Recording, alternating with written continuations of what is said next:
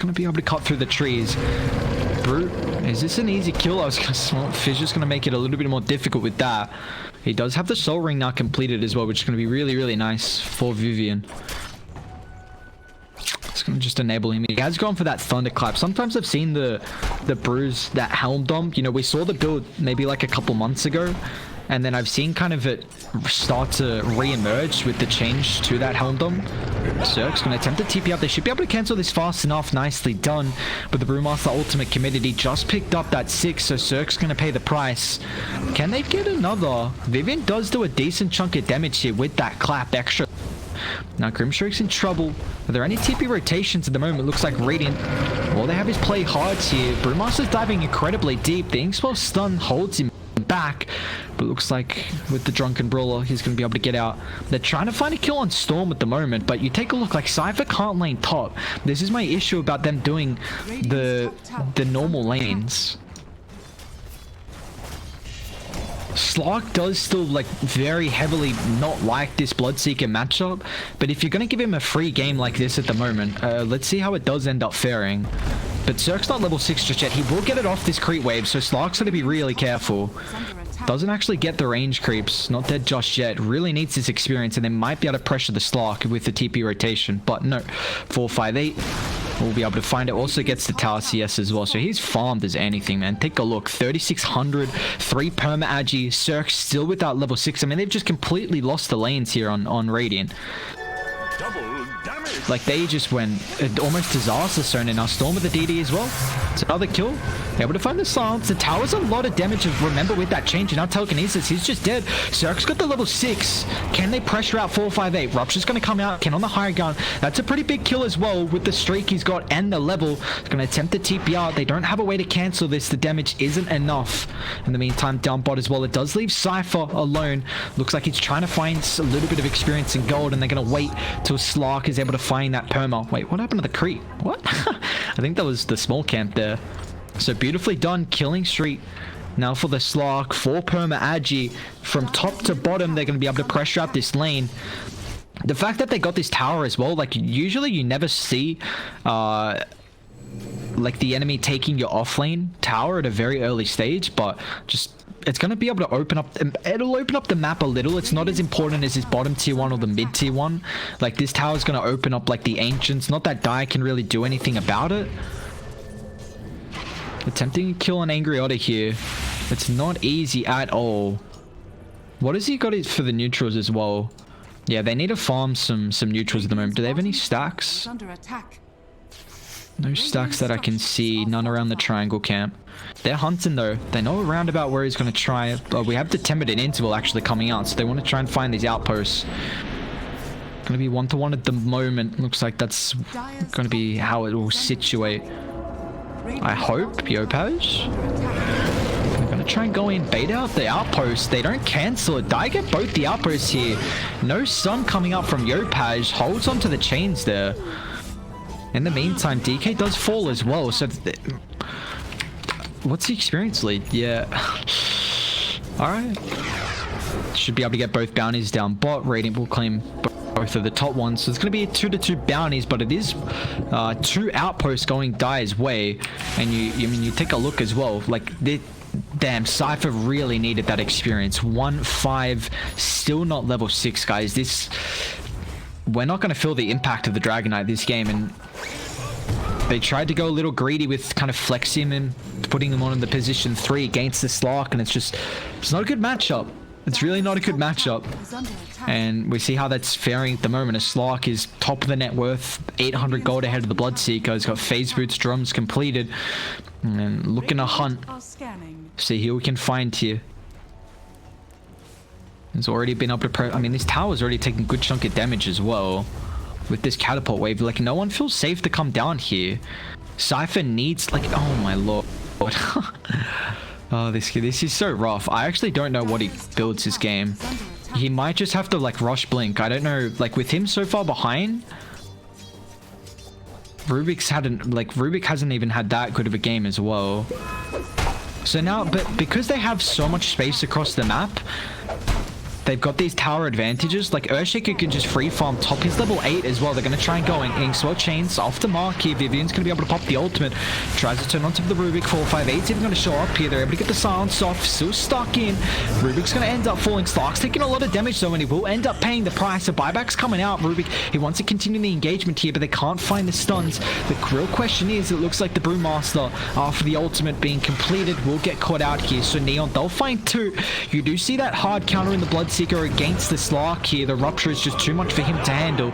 They've got a Sentry dropped as well. They even still the Primal Split. Chains is there, still outside the Sentry range. If they can bring him low enough for the vision. He, oh, maxed out Blood Ride and Thirst. Usually we see like 1 point in Blood Rage.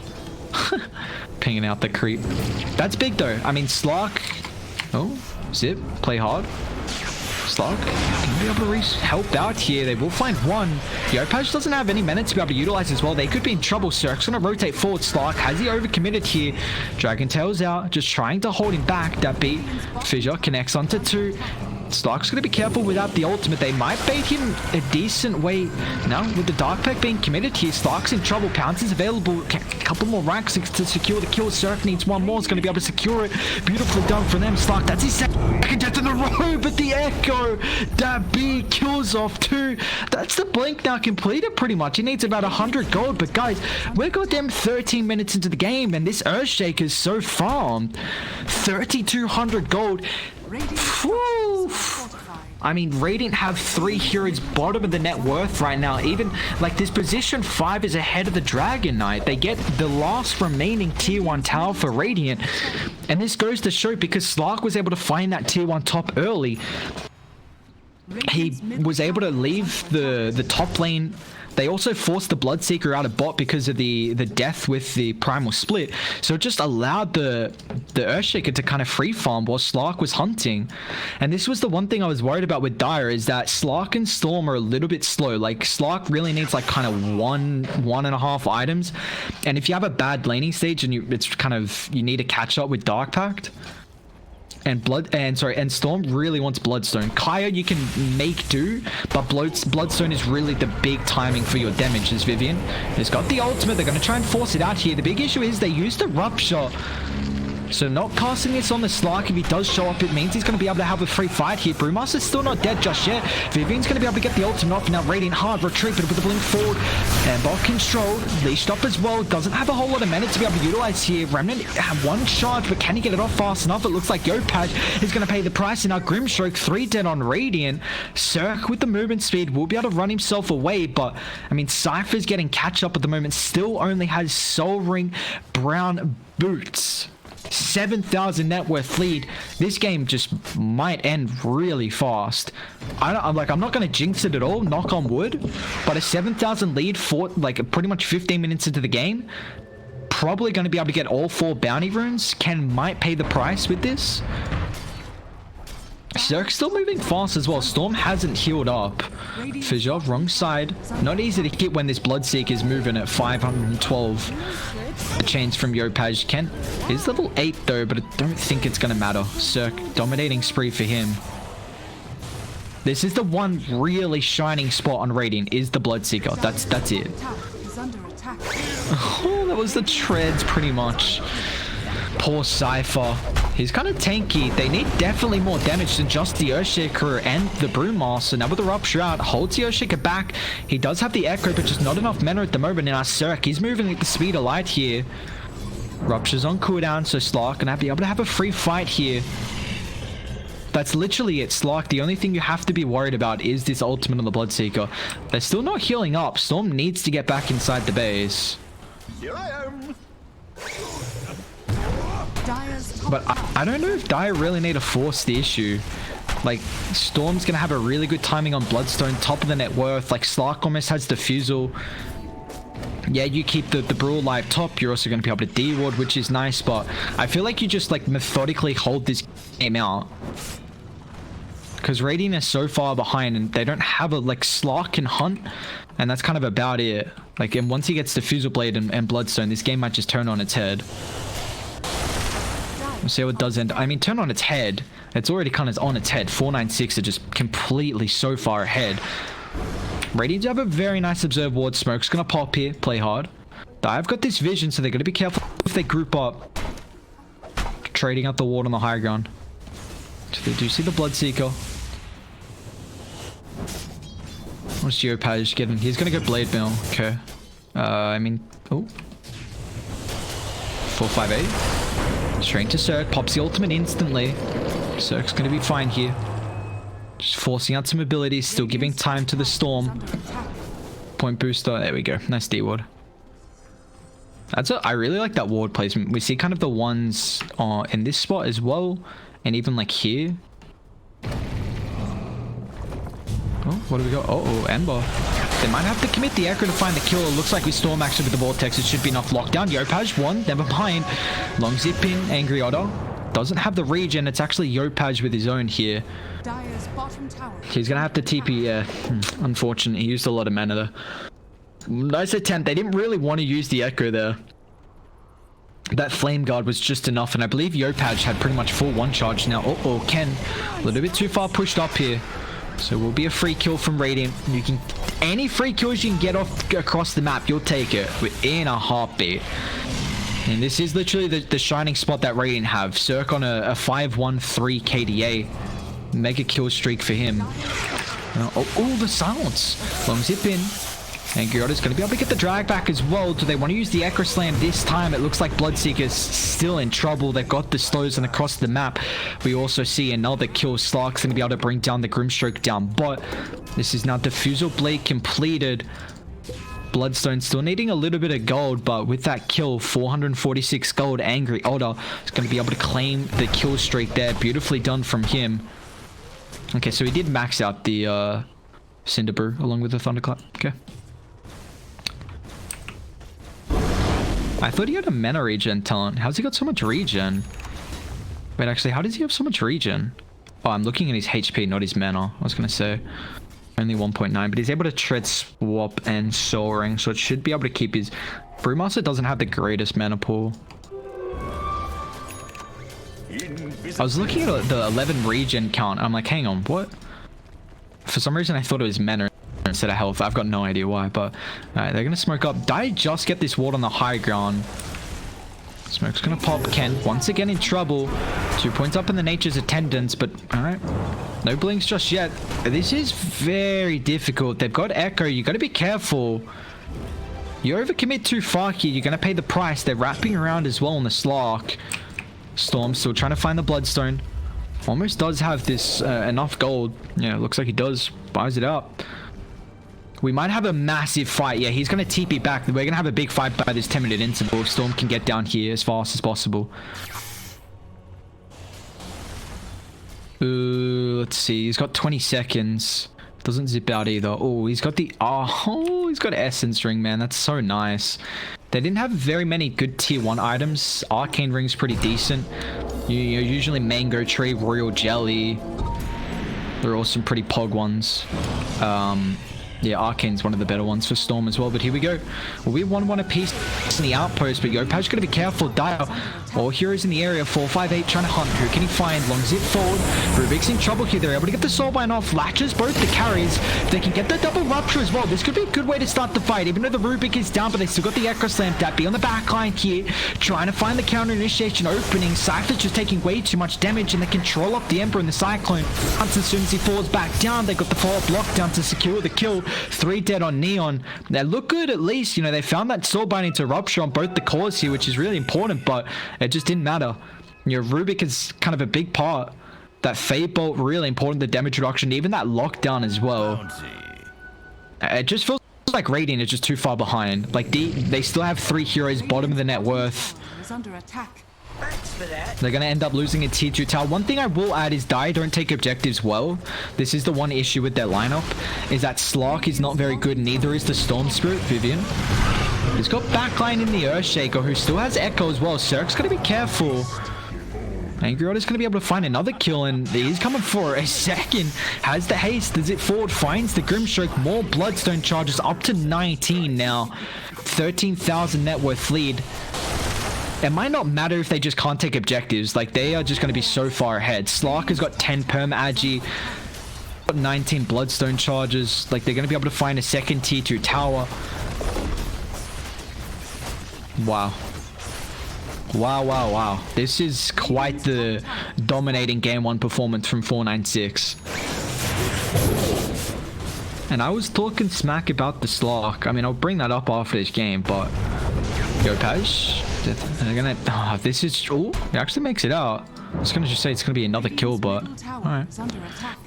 You see, they're really trying to not commit the Echo Slam for these kills. They shouldn't need it, honestly, with the follow-up. I mean, they got the... I mean, the fact that Earthshaker had this blink so early, he got it like 14 minutes. I'm surprised he still doesn't have another item. He's 4-0 and 10 with 30 last hits as well. Far out, Enchantress has 61. Holy crap. Oh boy. Well, they know they put the ward on the high ground. Instant D-ward.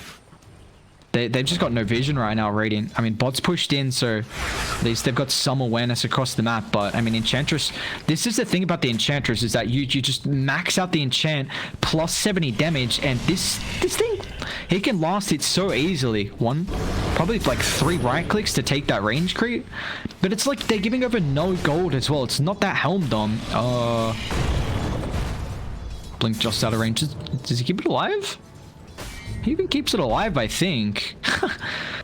So, like, not even gonna get anything out of it, and Bloodseeker's car is just chilling. So, I mean, I don't know. This game feels like it's a super slow just death for Neon. Yeah, they still have the Bloodseeker, which, I mean, BKB is the big thing, but him going drums is just delaying that Maelstrom BKB. And now they're just kind of stuck inside the base. Like, they don't have vision. Dire have done a really good job, I will add, at just like protecting their high ground and making it very difficult for Radiant to do what they're trying to do. Like, Cypher's just face checking. But because they're sitting on the high ground, like, Radiant can't walk up and D-ward at the moment. It's so important to be able to protect your vision. And that's literally all Ken's doing. He'll use his creep to farm. Like, yes, he's not getting experience. You know, he's still not at the bottom. And in the meantime, I think 458 might actually have a BKB completed, but they're going to smoke up. We'll get popped here, so 458 with the vision. Yopaj is going to get scouted. He has to go for a Halberd as well, which I will add is pretty decent versus the Storm and the Slark. But they find Vivian. How do you initiate, though? Yeah, I mean, they just don't have the blink yet. And now with the zip forward, Ember's going to get caught. Angry Odd is able to take the Arcane Rune. This could be pretty big if they want to take the fight here. Stunned up, Slark. BKB pops straight on top of play hard. The Rock Shot has been used already for the Echo. Cleans up the Rubik. They stun up the Dragonite as well. Cypher's going to end up falling. The G's a drop. This game was a mess. Neon absolutely get whitewashed out of this game 1, 496. I've not seen this team in a bit, but they just absolutely dumpstered Neon. No doubt. Game from them. And the thing about the draft that I liked from Neon is that what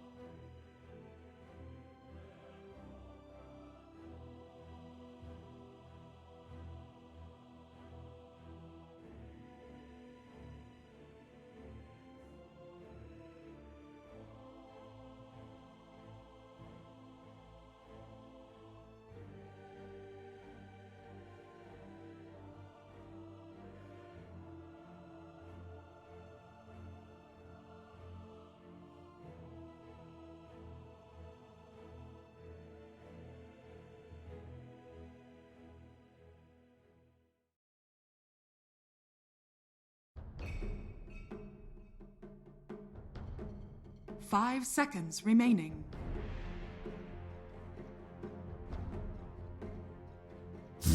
Radiant team ban. Dire team ban.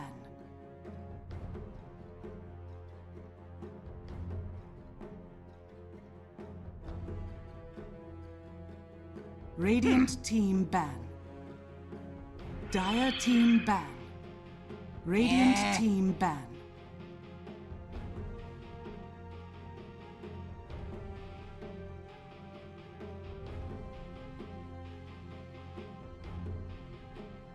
Dire team ban.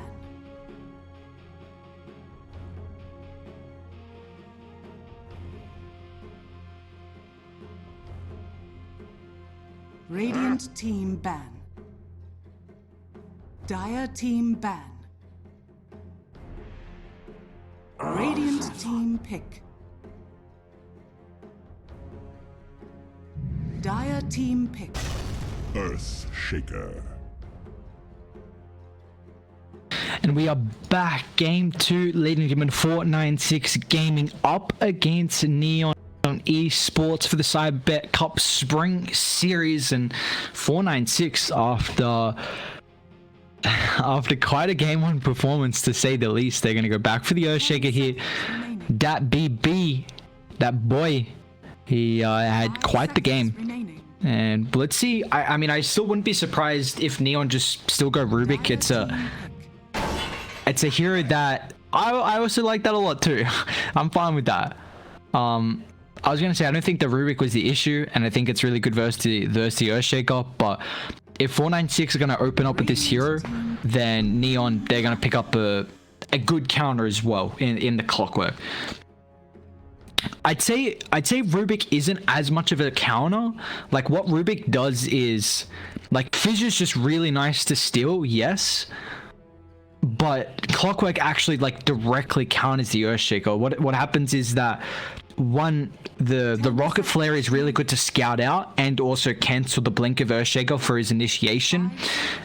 You've got really long catch to be able to find him on the back line, but also battery assault is super annoying. Like, he has this long wind up in the fissure, so the fact that you just kind of take that away, and also he can't get out the cogs. But this is a really interesting draft already. Usually, well, one, they pick Puck into Earthshaker. Earthshaker is really nice with the long range catch. Any long range catch is really good versus Puck because of how mobile he is. And Earthshaker gives you multiple opportunities to be able to initiate. And then 496, they actually go Storm into a Puck, and I think Puck is usually getting banned when you pick up a Storm here. That Silence and Coil literally just counters the Storm. But it looks like they have a lot of priority on the hero. Angry Otto played a really good game 1. They also, a lot of good rotations from the Earthshaker, I will add. So we'll see how that's going to fare.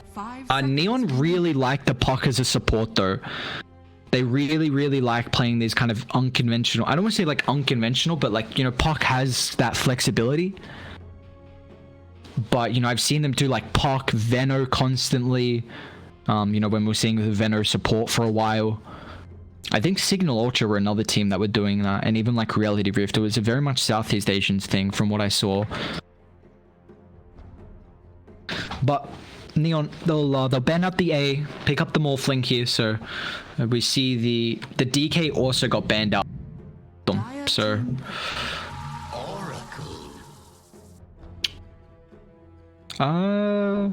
it's another hero that really doesn't like you're actually okay versus Clockwork. Like, you can't get out of cogs, but Fate's Edict's really good because it just completely negates the battery assault damage, which is important. So I'm kind of intrigued to see how the clock fares. Oracle's also really nice against the Morphling Shotgun because it has like a projectile animation in the Adaptive Strike and E-Blade. It's going to allow Oracle to have the save. And you also have, like, the Oracle's not really a hero that can make plays, and you have the Earthshaker who can, so that's really important as well. You're going to have a nice defensive support. You can go, like, for, like, a Troll here. Troll versus Morph is kind of, like, 50-50. I think it's more on whoever's ahead. But we might even see, like, a DP core or something like that. Husker, like, someone to really utilize the Oracle as a support. Someone who likes to kind of just run in and not really give a shit. Radiant team. But Neon need a really good defensive support, and they go for Pango. So they can, I think you want to play the Puck as a core against the Storm. You either have the Pango as a 3 or a 4 and the Clock as a potential 3 and 4 as well. But my only issue is that they're going to last pick a position 5 here if that's the case, and that doesn't work too well. Because I really like Puck Call versus Storm, and now 496 just go PL. So they are very slow on 496 with which is the issue, but Neon can't really push the pace. Like Morphling needs one item, Pango can't take towers, neither can like anyone else but the Morphling until it gets items, and they also don't deal with the PL illusions. Morphling very single target, Puck is decent, Pango you can go Maelstrom, but it's not enough a lot of the time.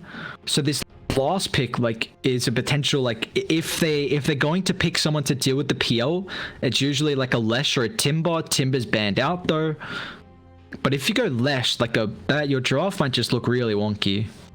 So we'll see what does end up happening here, but there's a decent amount of potential. Like they have a Neon with their heroes, they've got a lot of flexibility, but they don't tick off enough boxes.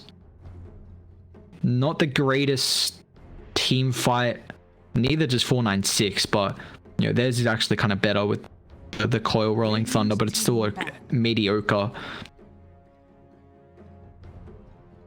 They banned the Enigma, huh? That would have been fun to watch. We don't see too much Enigma at the moment. I think the big issue is the Black Hole cooldown. Like it's a pretty dope ultimate, but your cooldown is just kind of makes the hero slightly useless. 10 seconds remaining. Could still be fun to watch though. But even then, we'll see what does end up. I think I know KP played it pretty recently when TNC had their match against Flashpoint Gaming, the charity match.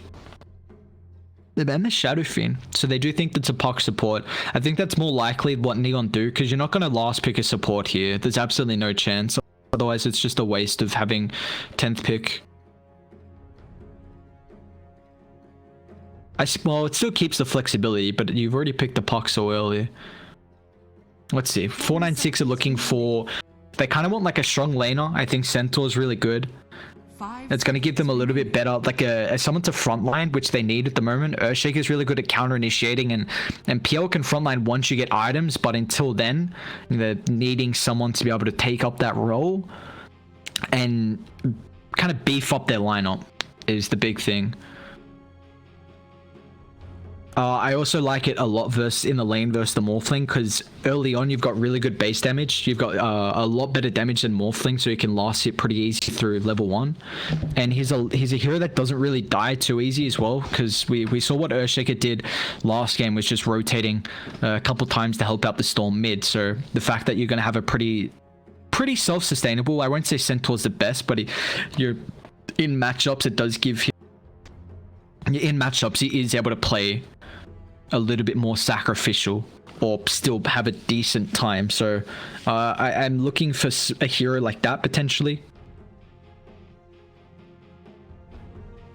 Trying to see what other 3s they could go for. What did they pick last time from 496? It was the Brew, wasn't it? So they're giving a lot of emphasis to Vivian. I don't think you Brew again. He did play pretty good Brew though. I was kind of surprised. I haven't seen a whole lot of Brew at the moment, but to make work happen on that hero, so props to him. But still trying to see that. All that reserve time you got.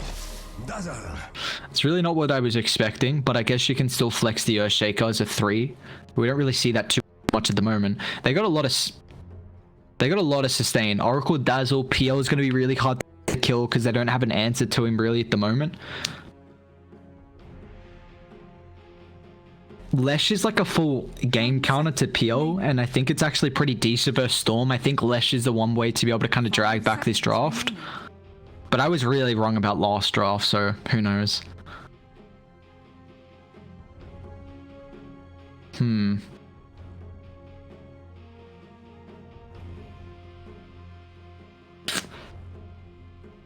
The Dazzle's interesting though. Newbie are a team that have a lot of emphasis on the Dazzle. But they play the Dazzle as a position 1. Mugi, Mugi really likes that as a core. Well, I guess the 3's still a core, but higher in the farm priority. So imagine it will probably go Necros, which will give you a way to push towers, which they were kind of lacking. Like PL can be that hero once you have items, but it's kind of nice to be able to have someone who can still take objectives before your carry is able to come online. And it looks like PL should really take over this game. They're gonna Void Spirit. I mean, I think Void Spirit's pretty good versus the Storm. The Yours into the Yours into your Aether Remnant is a good way to be able to kill him. But they have like 2 saves on 496. They might lack damage. Are you gonna lack damage again? Because again, like it's similar to their last draft that the Storm and the PL is the same as Storm and Slark. Like your damage early is a little bit lackluster. But I just really like the PL. I think Yopaj has to pop off this game. You know, didn't have the greatest game last on the Ember. It's much. They also go for a hero that is very hard to gank. Like Void Spirit can pick up a level into Simulate and not have to care about the fissure, which I think he might have to. So, but Void Spirit's okay versus PL. Like you have alright AoE. You go Ags, the double Astral Scepter kind of nice as well. Like Ags Desolator, something like that. It's also a 3 puck, which is something I didn't think about. So the Clockwork's going to be a 5. Do I like the Neon's draft at all? I think... Okay, we'll see how it fares. It's kind of greedy, like... Is it greedy? Clock 5, Pango 4? Feels like it is. They don't have a lot of stuns, which is the issue. I think PL should be able to take over this game though, and even not even PL, like Storm, if they don't have ways to deal with them. Because Cypher's playing as a position 3, he won't be able to get as much farm as what a 2 would. So the Ags is going to come... This is literally just the hard counter to Storm. BKB doesn't save you. But, you know, take everything I say with a grain of salt, I guess, because I think last game was really dependent on the lane. So, what choreo is this? That's really cool. That's an awesome choreo. I don't think I've seen that. Wow, MVP Phoenix. I want to see MVP back. I miss that team. That was just that was a fun team to watch. Just run at you, Dota. Very entertaining stuff, but... Alright, here we go, guys. Game 2, ladies and gentlemen.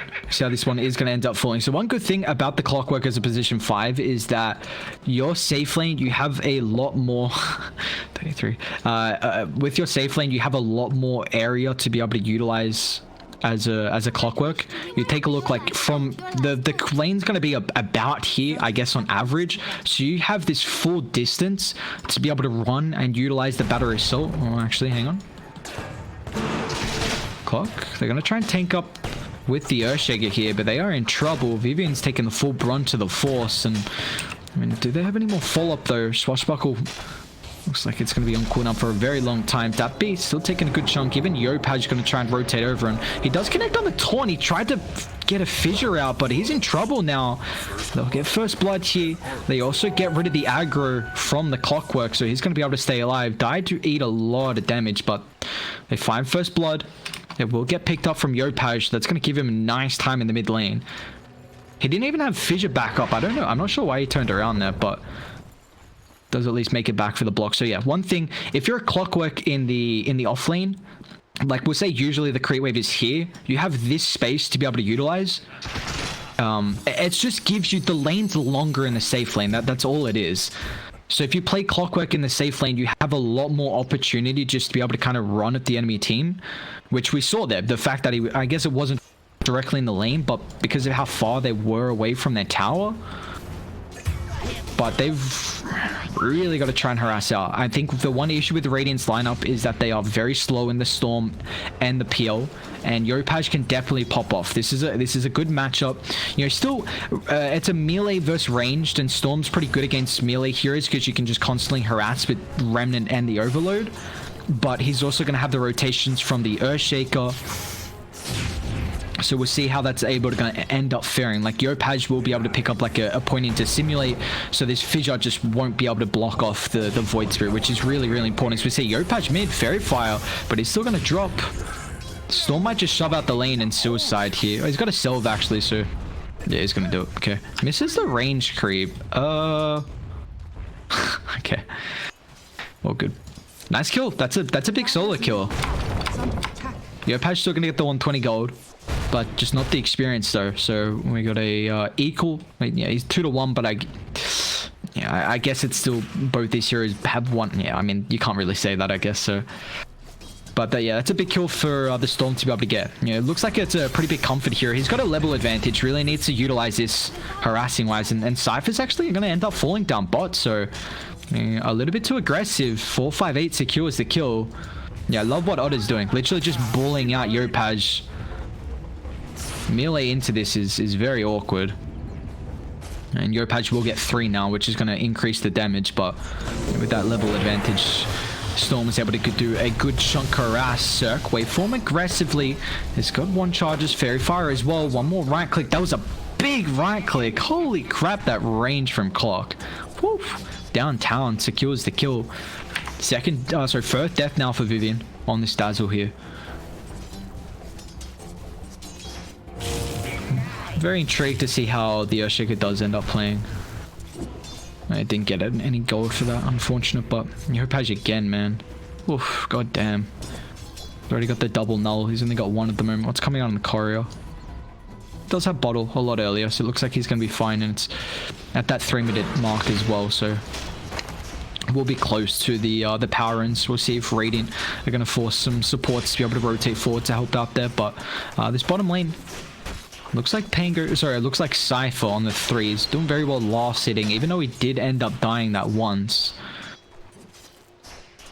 Yeah, it's actually play hard on the Pango, who has this level advantage. Cypher's just going to be able to pick up the 3 from that hard camp there, so nicely done. It's still, I don't want to take too much attention away from mid, because they keep kind of brawling here, but because Storm did go for that second null, I wonder if he's going to have issues with regen now. You see he's really got to utilize the mangoes and Selvs at the moment, whereas he's got a bottle to play up with on Yopaj. And none of the supports are going to rotate for the power rune. So Yopaj might just shove out the lane and have this advantage to be able to take it. We do see Pango falling low here. Whew, that's 2 points in Purifying Flames already. Now Angry Otter.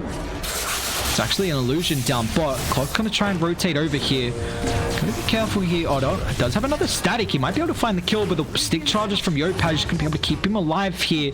Resonant Pulse secures the kill. Nicely done. That is so important. The Clock rotating, and he's still got this rune down bot.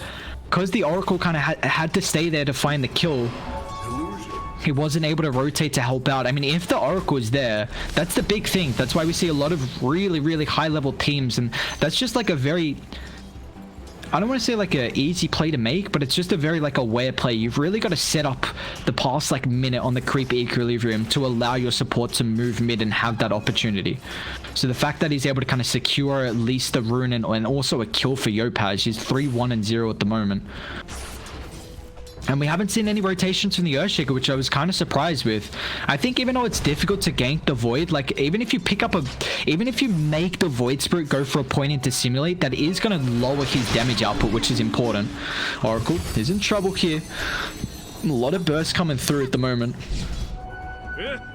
Dire going to be able to get all the bounties as well. They got 2 at the moment, and bot's still left for the taking. So Yopaj is going to be pretty much full HP and still have at least 2 bottles to be able to utilize. In fact, he's going to keep them all. So at the moment, it's a 1,000 net worth lead for Neon. They're having a much better start to this laning stage than what they were in our previous game 1. It's important to see. But Radiant do definitely have this slower pace sort of lineup. which does kind of enable Cirque. He's going to be able to have a pretty free time. And Void Spirit's really going to need to push the tempo. You know, he's kind of, I don't want to say been enabled, but he's had a really good game so far. And Radiant not having the greatest lockdown either. Like, both teams are kind of lacking in that department. But Angry Otter does have the level 6. Yopaj just needs one more creep to be able to secure his. We'll be able to get it now. And Angry Otter's got to be careful, actually. Trying to juke and jive. Drags it back. They got the sentry dropped as well. He's on the wrong side. Angry Otter stuck in. We'll be able to get the zip out. In the meantime, down bot though. Phantom Lancer taking a good chunk of damage here. So as some one charges, looks like 458. Really trying to bait them in. He's not going to be able to do so successfully. They don't have too much regen at the moment as well. They get the deny on the catapult. Oh, unlucky. Damn, this bottom lane. He's... Oof, that full creep wave was a struggle to watch, but play hard. Got some stick charges. Fairy Fire to play around with as well. The lance on cooldown. 458 really can't go too aggressive here. It doesn't feel comfortable. And now Cirque's fine. I don't know what happened, Pop. But now here comes a rotation. Beautifully played from Clockwork. Sork wave films in. And Earthshaker's going to have to run himself away here. But you see the Clockwork. I mean, this is not a lane where Morphling is worried about. Like, Dazzle, he's okay. He's not really going to zone you out, though. And like I said, an Earthshaker 4 doesn't really do anything. So, it hasn't been making any proactive movements across the map as what we saw in last game. And now you can't really, because the fact that Void Spirit has this ultimate available. 458? Cypher will miss the orb. He's fine there. And so Radiant are really going to lack actually playmaking heroes because the Dazzle won't really do anything. And the fact that they haven't, like, Earthshaker got so enabled last game by the fact that Slark just dumpstered the bottom lane and took that tower early, and then he was able to rotate to the off lane and secure that tower early as well. So it just enabled the Earthshaker to have a lane to free farmers. Play hard, we'll be able to find Ken once again underneath the tower here, and now Angry Otter going toe-to-toe with Yopaj. Does have one more astral step. Yopaj almost falling there. Oof. And that Clock's got a DD. They ping up the ward on the high ground. I think that was... I'm not sure if that was Dazzle or the Morphling that pinged, though. So Dai have a 2,000 net worth advantage. All the cores 1, 2, 3 in the net worth. Coil, nice dodge. Wow. 458. Cypher just picked up that level in the coil there, so very close. That was a big dodge from him. Probably dead there because Oracle was not in the lane. What's your Yopaj got? Yeah, almost the yours. I still really like this corridor as well. I'm surprised I haven't seen it. It's super cool. It must be pretty old if it's an MVP Phoenix one. I'm surprised I haven't seen it actually. Games watched none. When was the last time they had a team? It must have been like 2000. Maybe I was gonna say like 2017, but that sounds a long time ago. I don't even know if it would have been that long. All right, what do we got? Faded Brooch is pretty pog on the Storm. Did he just send it to base? Wait, no chance. What? You gotta give him Faded Brooch or Arcane Ring. I don't give a damn, but you have to enable the Storm. This is mind blowing, actually. They have so... Oh my... They've got probably like 3 out of the 5 best tier 1 items for a Storm. Faded Brooch... I'd probably put Royal Jelly up there as well. Royal Jelly's really good in Keen Optic with the mana regen. But Faded Brooch and Arcane Ring's pretty goddamn pog. I'm very surprised that he's got nothing at the moment. Because they're going to try and need to enable his farm. You know, level 9 at the moment. Top of the level chart. Yeah, they do. I was going to say, they're going to give him something. But they're going to rotate out. PL's going to try and find as much farm as possible. Might have to go to Fuser Blade first item. Because Yopaj's really going to get aggressive. And Morphling's had a really nice lane as well. So his impact is going to skyrocket. I mean, already has treads completed. And the beautiful thing is as well, if they zone up the Morphling, like he's still going to be able to flash farm in the jungle. Not flash farm like flash farm like a Shadow Fiend. But, you know, we'll be able to farm relatively fast and not need to spend gold on resources. But Oracle's just going to soak up as much experience down bot. They know that PL eventually, like, the enemy team's going to rotate to take this tower, and more than likely it's going to be by this second catapult timing. As you see, Clockwork starting to make his rotation down there. Storm has a decent chunk of mana. Yopaj still has a natural step. And Guriota's not going to go for this dive here. Looks like he will be fine, but they do finally catch out the Oracle. He might even pop the ultimate just to waste as much time as possible. He's got a TP. Does he want to use this and just force out a coil or a rolling thunder? He's definitely going to end up dying here, but yeah, you just take a look at the space. That space is now enabled because Clockwork finds a death for him. Earthshaker still only level 4 as well, but finds a kill, a little bit of gold. Level 6 now with the Echo after the tome gets delivered. I will point out as well that Fade Approach is nice on the Earthshaker because he's a very like a mobile hero, but I just want to re-say that like it is still good on the Earthshaker, but because of how long it took them to take bot, and Puck and Pango is not that strong either, being able to take this tower. So I wonder if they might be able to force a fight because Dappy does have Echo. They don't. Yeah, they didn't see. Oh, Phantom Lancer. He's very caught out here. Still has Doppel. Rolling Thunder's not going to come out just yet, but now with the hook shot, then they're going to Cogs push him back. There comes the stun. Shane locks him down, and Dappy, he's going to have to disengage here. I mean, I don't think you can defend the tower when you have the team that Radiant have. Maybe Dazzle, but he used Necro books, and like Vivian's still really wanting to use Necros to farm. And they've lost. Oh, this game's rough actually. 4,000 net worth lead for Dire. This is just like exactly the same as, maybe not exactly the same. I think the lanes went a lot better for 496 last game, but the fact that they're able to find this tower, the first tower, and now bot's gonna fall as well. So Dire's options is just their potential movements across the map is now greatly increased. Like you take 2 towers early, it kind of just checks them. You can tick them off that checklist on what you need to eventually get done. So now you can farm more aggressive. It's going to be able to open up the map. It takes away the Phantom Lancer's location, and now Radiant's movements are still very obvious. You know, they still want to try and take that tier 1 top first, and then Dire, they can either defend it or say frick it, let's just take mid because it's way more important than our tier 1 top, and it looks like they're going to do just that. And 458's not even going to be able to take this tower at a good stage. They might be able to take mid and then also defend top as well. And if Radiant don't trade a tier 1 tower, they're just going to lose all their map control and won't be able to do anything. That's pretty much what we're seeing at the moment. Killing spree for Yopaj. They're going to wrap around as well just in case anyone's protecting the tier 1, but they won't do it. Definitely could have defended it if they want to, but looks like they wanted to see if they could find any more kills here. But I mean, Cirque's got, what's he actually got coming out? He's got Yasha. Okay, he's really fun, man. And the fact that Cypher's had a really good game as well, which is important. Like this position 3 Puck, I brought up that Puck's very, very good versus the Storm. And also, if you give levels to Puck, he's got a lot of AoE damage that's able to deal with the illusions until PL is able to tank up. So Radiant just go for this. Again, they go this greedy lineup where you're again going to pick a Storm into kind of a matchup that's not the greatest. Last game, I think, was a X factor on how it turned out. I think this game is finally showing that Neon, yeah, they make him pay with how they're playing at the moment. Lanes are going a lot better than what I expected. And this is props to Neon. They're able to hit back with how they performed in that game. As we will take a short break here. But can they, what's the Void go? So he's got Yules, Ags is next. Ags is going to be a really nice way to be able to deal with the Phantom Lancer illusion. It doesn't even have it to simulate level as well. But that's just like,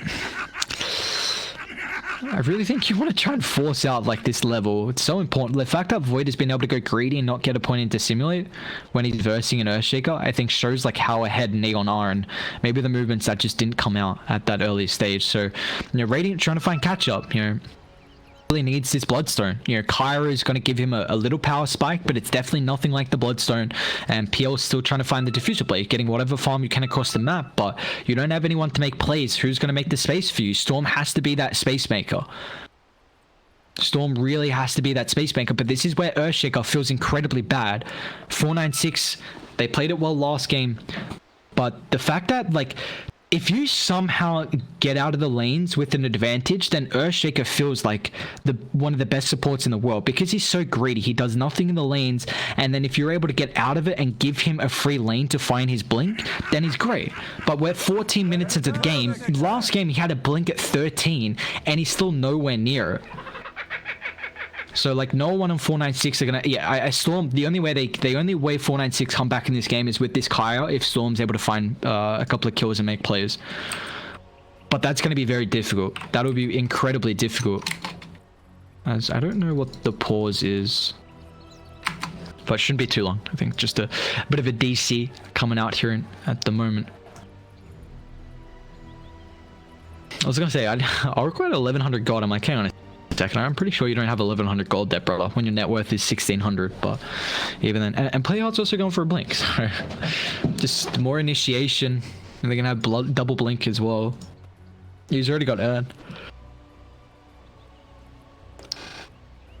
The Ern's interesting.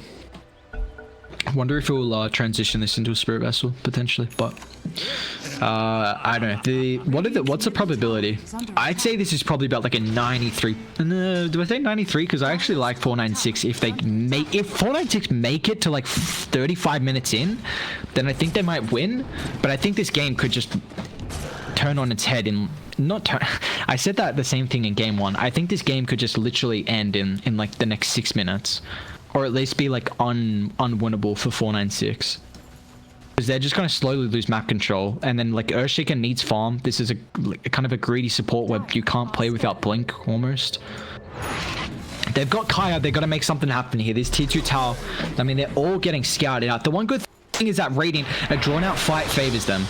You know, with all the sustained, PL is very good at drawn out fights. Storm's not as much, and kind of Earthshaker with Echo and cooldown, but you know, drawn out fights are okay for Neon as well. So we'll see how it actually ends up working. But just getting suffocated out here. And there's not much to talk about at the moment. You know, this game it's looking kind of grim. You got it's completely different switch up from what we saw in game 1, as they're just trying to find whatever farm they can across the map, and you see Radiant have pretty much no vision. Like this bottom one is a very defensive ward. Even this one's a little better, but they need to try and get a ward near Roche. Not that I think Neon can take Roche right now.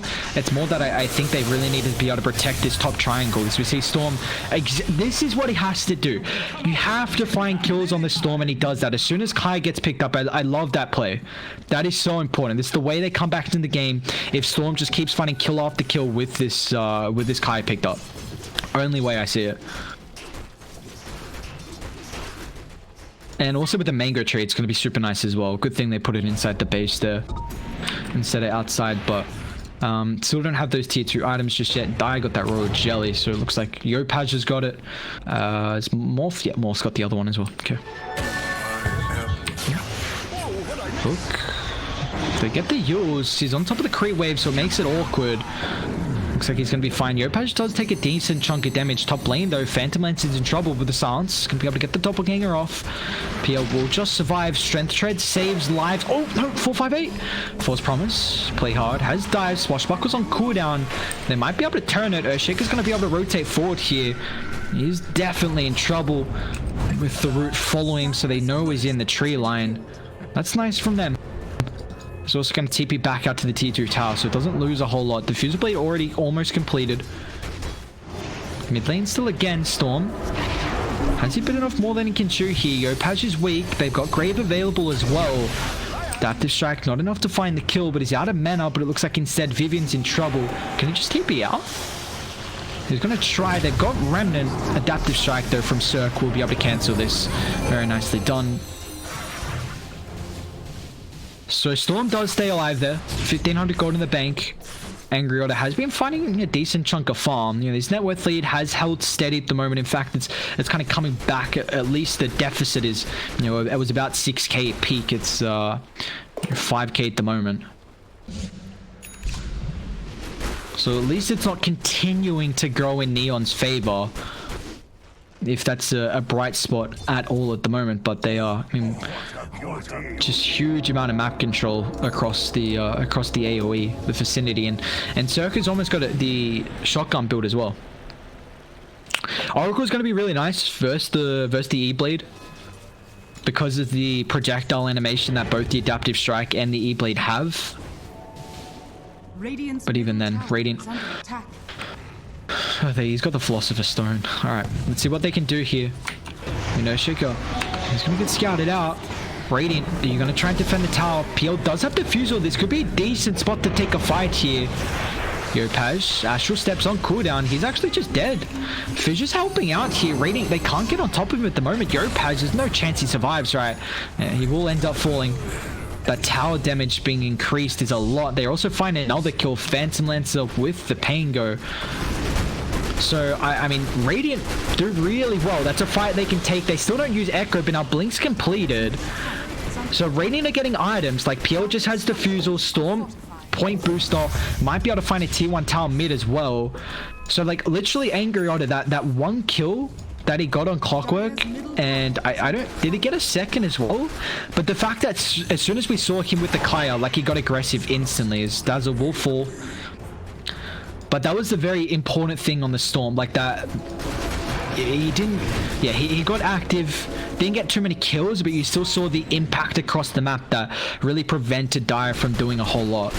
And now they've got a couple of items. And Puck?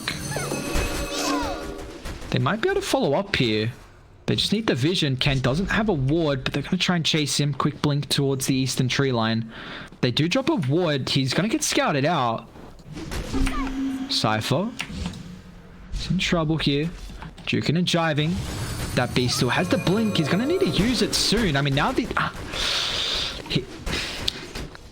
He really wanted to not show the blink with that kill, but in the end, the Creep Wave is going to be able to give them vision. They're going to try and smoke up instantly. Rocket Flare. They're running up the high ground. They're going to be careful. Die smoke up as well. It's a nice ward from them. About to be that 10-minute interval. Sit forward, hook shot to the big stomach, the Fissure Echo as well! 496! Oh my lord! Woo! Baby! That Fissure onto 3! Oh my lord, and our Cypher's in trouble! He's gonna be able to jaunt away. They get the Fortune's End on top of the Storm. Did they get the vision? He's on the higher ground. Fissure cancels him. Buck, he's in trouble here. They don't have a ward, they use the bot. Cypher's still gonna die though. Holy crap. Wait, they actually turned this game around. This is nuts.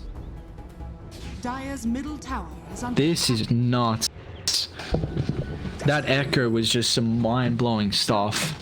What? Oh, the Fissure onto 3 and they all just grouped up for the Echo. That's the best fight they could have gotten. Please deny that. 4 HP. It's like, no, we'll bait a fight here, surely. I guess a TP point maybe someone wants to come to at the moment, but... I mean, yes, Morphling's getting a lot of farm, but I still think PL in this game will be able to deal with the Morphling. And Storm's got Bloodstone now. Bloodstone Arcane, they can pop off. If they win the next fight and Storm gets a couple of Bloodstone charges, and we'll see how this is going to end up faring, but I mean, PL...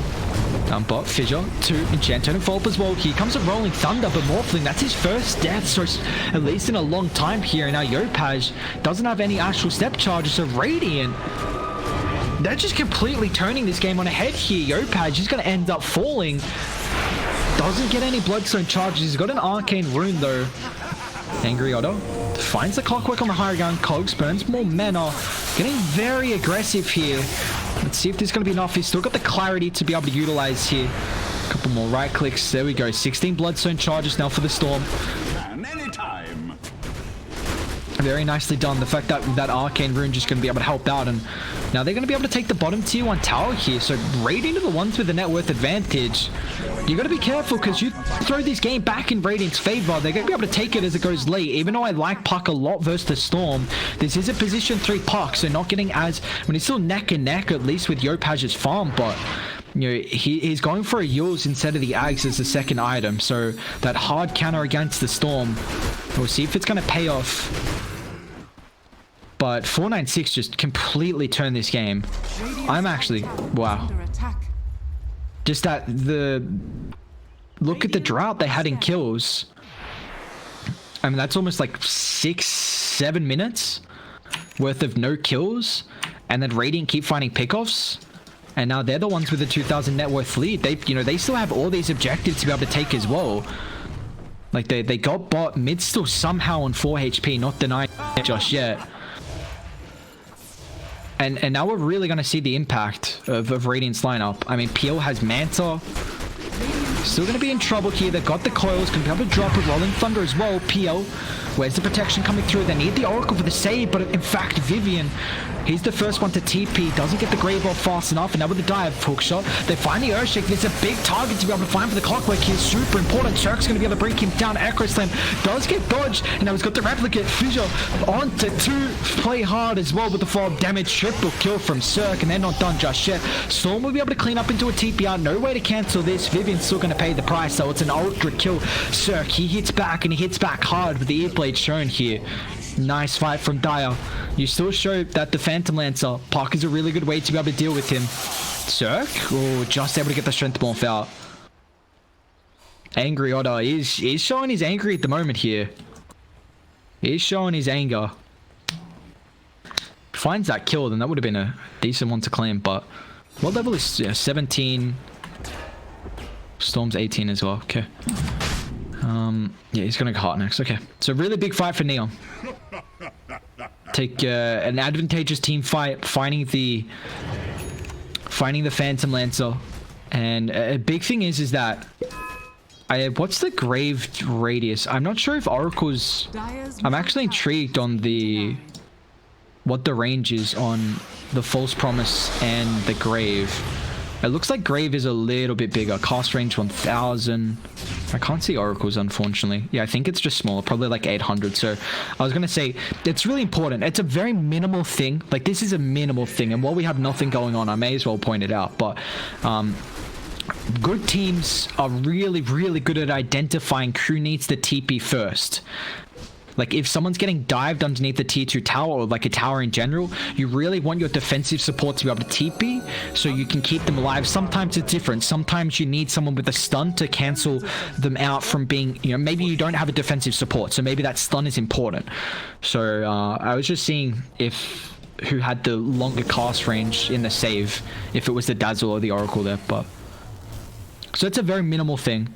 I wouldn't have kept him alive anyway. At least the Phantom Lancer when he got going on, but that's nice to point out. Oh, he's in trouble. Doesn't have any mana as well. Coil's available.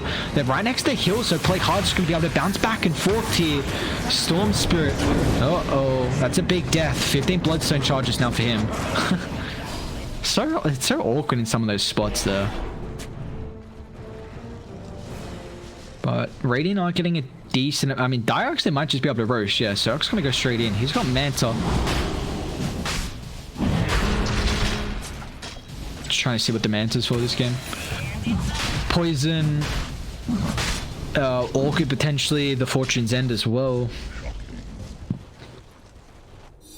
But Dire, they're going to be able to take Roshan here. They even have a DD if needed, but Yopaj has an Ags. This is another nice timing for Neon. So Radiant, I mean, they hit back hard, but then they kind of lose a couple of heroes, and this is still a really big timing for Dire. Like, Radiant don't have the item. Storm still needs BKB. PL needs Heart. It's still a decent chunk away. Radiant really need to try and split push out this Aegis as best as possible, but it's going to be difficult because Clockwork hunting, Void Spirit is well hunting, you got Puck, you got Pango. They got heroes that can hunt across the map and really pressure you out if you are splitting up, and both your supports are very bad. Earthshaker, Oracle don't shove out lanes, so it's going to put a lot of emphasis on the Dazzle, on the Storm, PL to be able to do this. But if they can delay it long enough until the BKB and maybe take a good fight where Dire group up, you know, we've seen what's able to happen if they do exactly that and a big Echo Slam comes out. But Neon, they do have this net worth advantage now back in their favor. Morphling's even going to go for his Aghanims this game. I'm trying to see why he's going Ags. It is nice actually with the Void Spirit. Where is he? There he is. I don't think, yeah, you don't go, even if the Earthshaker's on the enemy team, I don't think you go Ags. What am I missing, actually? Even Pango is pretty decent. The shield crash, swashbuckle, lucky shot. It's all nice, but Storm does have BKB now, so this is big. Level 20 talent as well, so that 25 attack speed might just be able to shove out the lane. Oh, Vivian. He shows himself. They just, I mean, all the lanes are in a good spot. Like, this is a smoke. Yes, they're going to find a kill out of it. Dead for 65, but what objective do they get? Because Earthshaker's now just going to shove out bot. Like, they're literally doing exactly what they have to do on 496. And he's got a lane ward as well, so he's well aware. Yopaj does have an invis and a DD. So Dappy's got to be careful. I'm not going to see him throughout the tree line, though, so we'll be fine. Clockwork's still hunting, but... Double bracer. I think that's... Is this... What's he going for? I believe force. Kookaburra laugh is so funny. I think they found him, actually. Gotta be careful. Top push showing. It is Cypher. How close to hard is he? 3,700 gold. So he's pretty close. Still hasn't bought out anything just yet. It looks like he might be thinking like a basher potentially. I think that's probably the only other option. I don't think you kill Circuit. Oh, Yopaj, what? Did they see him? Dappy? Yeah, but what of a high ground? What the? I've got no idea what just happened there. Okay. Alright, well, this tower's now dead, and now they TP down bot, so they're stuck down here almost. PL doesn't have TP, Storm doesn't either, so it's going to make it very difficult for them to be able to split up the map. That's a nice pick off for them to claim, and Cirque's almost got the Aghanims as well, so this tier 2 is going to fall. They might walk up high ground. I mean, they still have the Aegis for just under 2 minutes here. And Penguin's even got Blink and Hood, so you see the farm that he's got at the moment. He's doing really, really well. I mean, neck and neck actually with the Earthshaker, but he's gonna have a lot more impact. The net worth, I mean, Earthshaker's got 1,800 gold in the bank, so pretty much that Hood. Earthshaker? It is by that 10-minute interval. Looks like they really want to try and protect the outpost here. Radiant, they'll smoke up. They're gonna link down towards the bottom side. They do have the vision on Cirque. They also know Dire instantly. They saw the TP's top. Yeah, 3 heroes just TP top. Can they make this play? Cirque's still farming up here. He's got to be careful. But he's got the Aegis. That's the big issue here. Fishes off the mark. He's able to get the Strength Morph out. He's going to be fine there. Angry Oda doesn't have a whole lot of mana here. Actually might be dead. Where's the follow-up? Dire got the ward on the higher ground. He's going to be careful here. BKB, instant TP up, but that's your 10-second BK. Oh, no. Good attempt. Would have been a heads-up play if Puck actually killed the creeps there, but... that's your 10-second BKB. And so 458 does have heart though, and you have kind of stopped Dire from... They've only found a tier 2 tower with this, with the Aegis. It's got 30 seconds left on it. So I will add, Radiant have done a really good job at playing this push. Is, I mean, Hood is activated, but the fissure... so that's a Bloodstone charge for Angry Oda. Hasn't been able to find one in a long time here. But they're going to smoke up. See what they can get. Dire do have this ward on the high ground. They see the Necros running as well. But they're going to try and go towards 458. They got a big advantage at the moment, Radiant. This Aegis is ticking out. They just have heart completed. But on Dire's side, we have the Aghanims now on this Morphling. So I really want to see who he tries to prioritize with the Replicate. But what's the probability looking like? It's pretty even. 54% for Dire. I'll take a T2. It's going to get traded out for the mid though, potentially. Looks like Dire not going to heavily commit, however. Vivian? Coil? You're kind of stuck up here now. Storm belongs it forward, however. Doesn't connect on the first one. Cypher should be fine here. We'll keep Vivian alive though, so nicely done. Dazzle, I mean, with the Greaves, with the Glimmer, not easy to kill him. Or I mean, also just the Shadow Wave and Shell of Grave as well. Yeah, definitely not easy to be able to secure this kill, but we will see. Game's kind of slowed down. The Aegis, we didn't see too many fights across the map. But both teams still getting a decent chunk out of the decision. And net worth is kind of evened out at the moment. PL already has pretty much almost enough for the Basher. Actually, I think it's high. Yeah, 29. But I mean, already 2k gold after the high. You see 458's farming really well. Top of the last hits by a long shot. But Dire, make a movement here, Oracle. Used up, still stuck out in a pretty tricky spot, so Oracle's going to end up falling. They don't really commit too many ultimates, but the big thing is that like 496 are doing a really good job at delaying this game. Like just in and out, die, commit for something. They might honestly, I don't know if you force high ground here, but they're going to be getting pretty annoyed because they keep finding like 1 kills here and there, but nothing more than that. So they might just try and force raiding back, but we still see how, I mean, even Earthshaker, and we haven't brought it up. I said he had spider legs, but this is really going to enable his initiation. Mobility on Earthshaker is one thing that he lacks. It's where we see a lot of time with Tranks. Storm, Zip, Sir, a lot of damage. Oof. Hasn't even replicated anyone. What did he go? He did go for the morph duration and the cooldown reduction as well. So he's pretty much got a full uptime. It used to be the full uptime, but now since they nerfed the talents from the morph duration 20 down to 16, and even with that cooldown reduction, it's not enough for it to be full. But it's pretty much full. 35.2 second cooldown with the 36. Actually, no, what am I saying? I read that completely different. I thought just literally take away everything I just said. I apologize, my I'm like, hang on a second. I'm definitely reading this wrong. I'm tripping out, but... Alright, so 458 does have enough for the Basher if need be, but I mean, I feel like if this game goes later and later, this favors Radiant. I still don't think Dire are able to deal with the Phantom Lancer.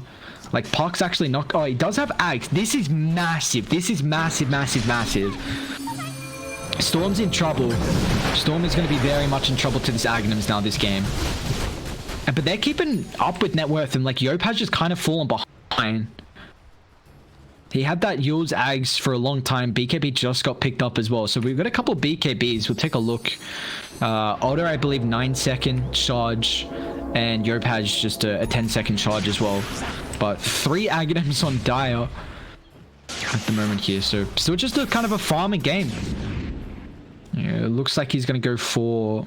He's got the Mystic Staff already, sir. The Hex... Next item for the Storm. We're just really going through all the items at the moment. Can they deal with the illusions? Puck is still really good, but I mean, Peel is just getting more farmed. Paladin and Sword. Let's take a look at the neutral items. We can do that while we wait. I got a repair kit. That's a bit pog. Telescope on 2. Like, I'd almost say Dazzle's like a support now. Like, he's still farming as much as what the Puck is, but he's more like a 3.5. Like 3.5 kind of hero at the moment. Role, I guess.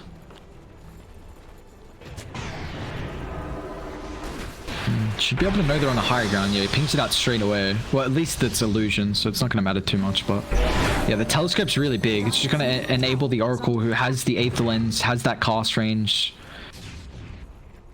Even Dazzle's got a cast range talent as well. Look how long the Shell of Grave is.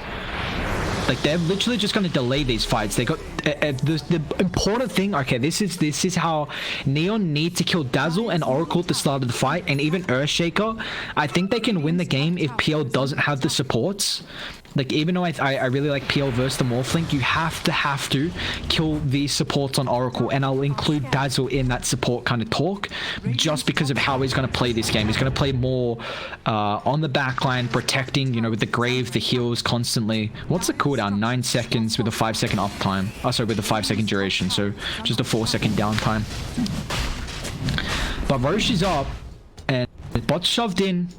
Mid's pretty much going to be at the halfway point. Dive got very good vision advantage at the moment, but you see how fast they're taking Roche with the lucky shot for the minus armor.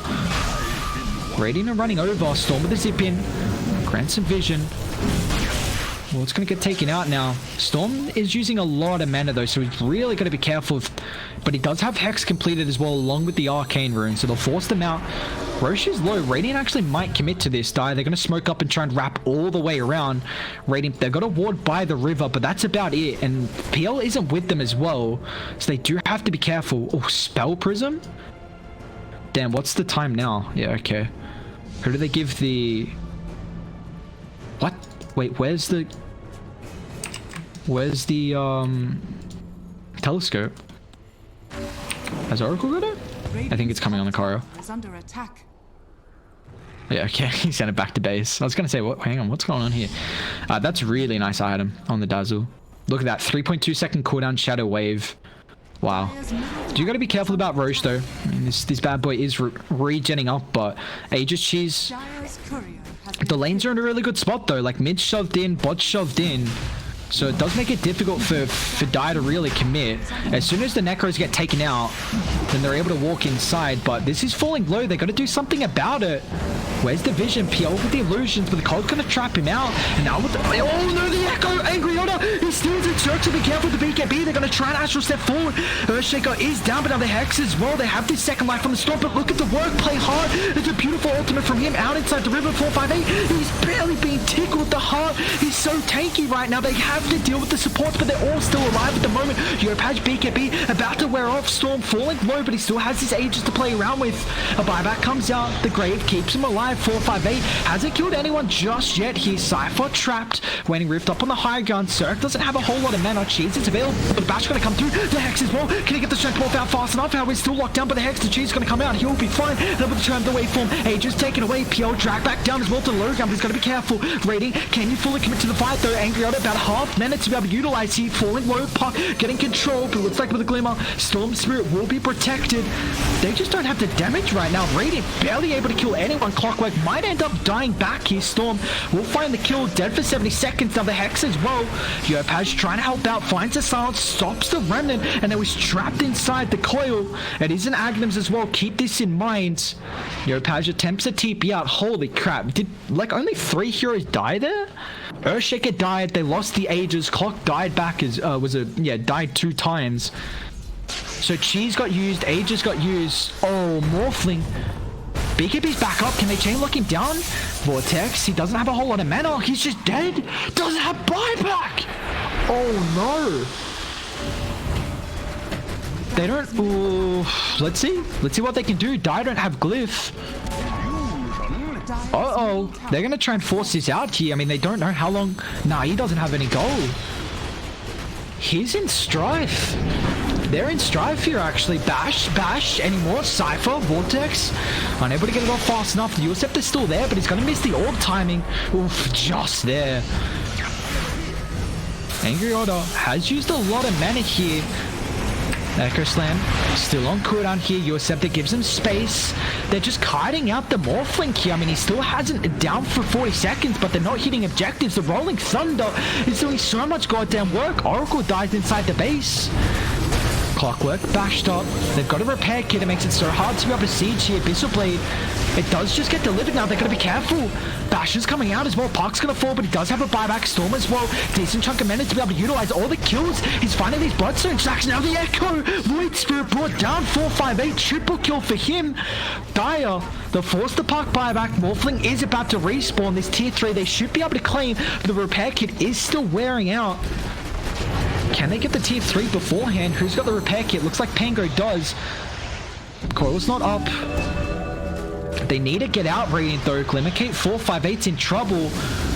They can have Coil up in 6 seconds as well. Fissure, Strength Morph. He's still got the BKB. Abyssal Blade's going to hold him in. Dat B Enchantress not going to help out too much, but now with the Zip long in, he does have this Earthshaker to be able to play around with the Replicate, but Cirque BKB completely getting kited here. And now with the Grave keeps the Earthshaker alive. Long Zip, Morphling. He still doesn't have a buyback. He's going to end up dying once again. And now 458. He's just too goddamn tanky. They can't kill him hard. Abyssal Blade, Paladin Sword as well. It's another nice ultimate from the Pangolin, but it's not going to matter. Yopaj, he's in trouble here. That's completely kiting up the fight. The rest of Radiant away from the Phantom Lancer, and once again without the Morphling, they go back up the high ground. Look how sustainable Radiant are. These long drawn out fights completely favor them. And Angry Otter, he's still got about half minute to be able to utilize Arcane Rune as well. Full set of racks mid. Long Zip in. Bunch of damage. Abyssal Blade. They're locking down Void Spirit. He's going to end up falling dead for 110 seconds. He Clockwork's going to join him in the afterlife. 3 dead on Dire. The G's are dropped. Oh no. 496. They struggle in the landing stage, but they somehow get the item. And just a couple of deaths in a row for the Morphling there. Oh, I mean, this Hex pickup